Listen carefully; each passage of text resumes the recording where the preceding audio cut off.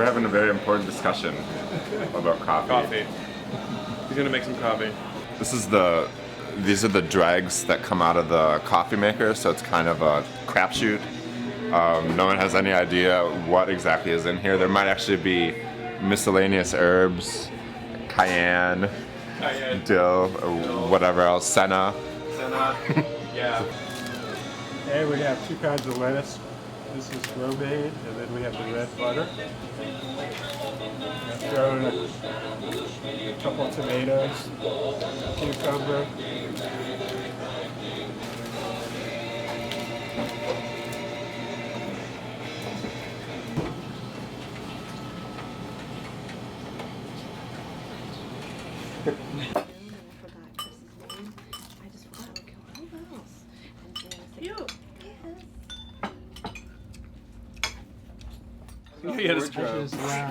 Yeah, you should. I don't think I can make it any better than that. All right, I'm just checking here. Okay, they're in there still. Good. Those animals are there. Good. All those oranges. Animals. Well, I'm just getting you all ready. It's a joke here. Oh, good. Okay, makeup. No, you're perfect. Well, I don't have that much time.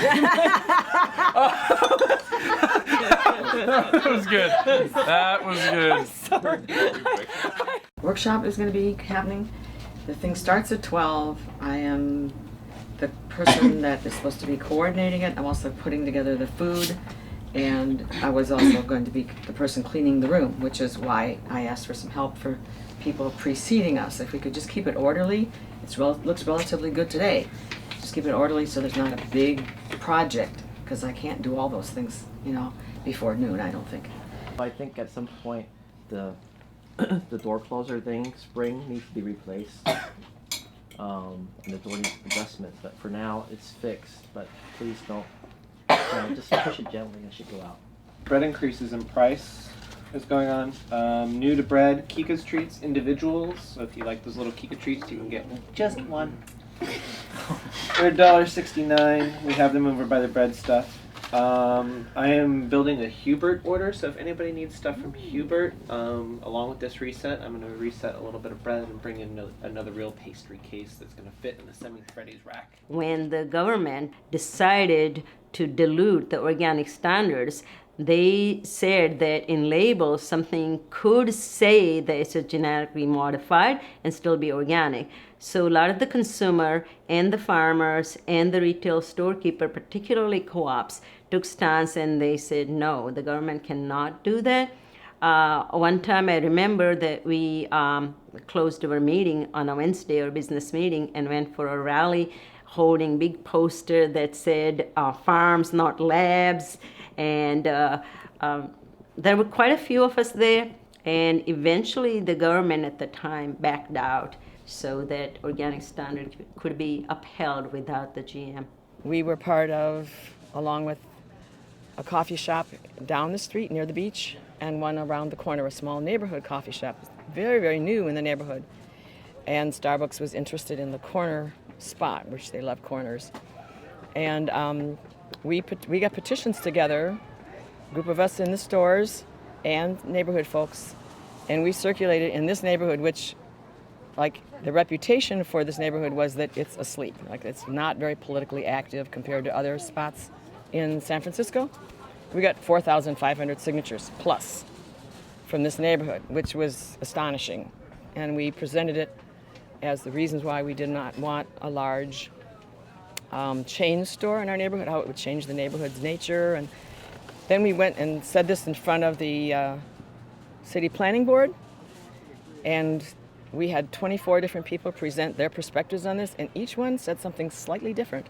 It was not canned, it wasn't rehearsed, it was just coming from their feelings about how this would harm the neighborhood. So, okay, no huge increase in rents that come along with the chain stores happened, and it made it possible for right down the street here, storefront after storefront, they were able to afford, as turnover happened, they were able to afford to stay and make the rent. And it's across the street, and it's down the street on the corner, and so this whole section here, 3 or 4 blocks, has come alive because we stayed put. When we were at the small store across the street on 46th Avenue, we would serve maybe a dozen people. The distinction between the worker and shopper was almost zero because it was run by volunteers. So the people who worked there, it was their shift to keep the store open. People who didn't work there worked some other days. So it wasn't unusual for you to see a sign that says today's volunteer didn't show up, the store is closed. Of course, now we cannot do that. Not only our mortgage is 10 or 20 times as much as our rent was there, but also people, the community depends on us to stay open. We are actually open 363 days out of the year. Only 2 days that we are closed is Martin Luther King's birthday and International Workers' Day. So that is the one big difference, that we have become more professional now, more focused in how we serve. Although I must say that back then, being professional wasn't really considered something desirable. A professional was somebody who wears necktie and goes to work at 9 and comes back at 5, and professional was a dirty word. Professional was the same as being with the establishment. Currently, professionalism means that we try our best to conserve our time, energy, and to serve the community as fully as possible. And I think that in that sense, we are still serving the community as much as we can. Working at other avenues, you can learn how to do accounts payable, accounts receivable, accounting in general, bookkeeping. You can learn how to do graphic design. You can learn how to do advertising, promotional outreach. You can learn how to cashier. You can learn how to buy inventory, keep track of inventory, keep track of sales, learn how to budget, learn how to do balance sheets, profit and loss statements, pay quarterly taxes, property taxes. You can learn how to buy a building. Other avenues bought our building. We can learn how to take out loans from the bank, get creditors, get a line of credit from the bank. You can learn how to outreach in your community and ask them for money to help support the store. You can learn how to pay a mortgage. The list can go on and on. I've worked at other avenues for around 3 years, coming up on 3 years. What I do here is I do bulk. I'm the beer and wine buyer, and I also buy some what we call non-foods items, mainly kitchenwares, and some stuff like pet food or bike tools. I'm trying to bring in more bike stuff. I love the co-op vibe and the way I guess the communal and the togetherness and people just kind of taking care of something. If something's not taken care of, we want to, or one would want to take care of the situation to get it handled. And I feel it's great seeing not having, once you know what all the duties are and such, and people just volunteer themselves to do it because they want to get it done and they want to have our working order and everything, accomplishing the goals together, not just like for bonus points, but just so that we can all make our daily living and working environment a oneness, togetherness. When someone is a collective member applicant, they go through 3 evaluations: a 6-week, 3-month, and 6-month evaluation. And during that time, we work with that worker and train them in either a department or with shift work or a little bit of both at the same time. And each collective member or board member evaluates that worker based on attitude, improvements, things that they need to continue to work on, things that they're doing great. People say that I prioritize really well and that I clean a lot, and I'm my own worst critic because I think that those two things aren't necessarily true because I haven't been cleaning. My favorite thing about you is that you do lead by example, and JB could speak to my deep-seated hatred for the setups, and working with you has made doing setups actually one of my favorite parts of my job, and you make there is an opportunity for any collective member to not support the continuation of the collective member application process. So it helps in our hiring because collective member work, because being a worker owner requires so much responsibility and dedication. We are not able to judge a character in one hiring interview. So we set up this process, this 6-month process, to see how the co-op really works with that worker and see if it's an overall good fit. I want to bring whatever I can to the group here and the co-op and just do the best I can and help out in the co-op environment.